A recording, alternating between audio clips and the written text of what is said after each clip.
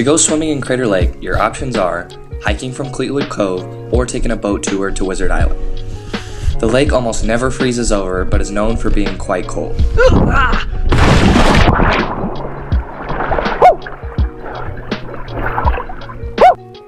cold, but not as bad as Lake Superior. The lake is known for its depth and clarity, and it certainly did not disappoint. I tried opening my eyes underwater, but it didn't work out so well. This is pretty good. It's mid-September, September 15th.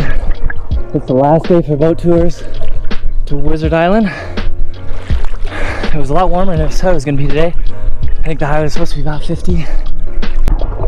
I'm not a good swimmer.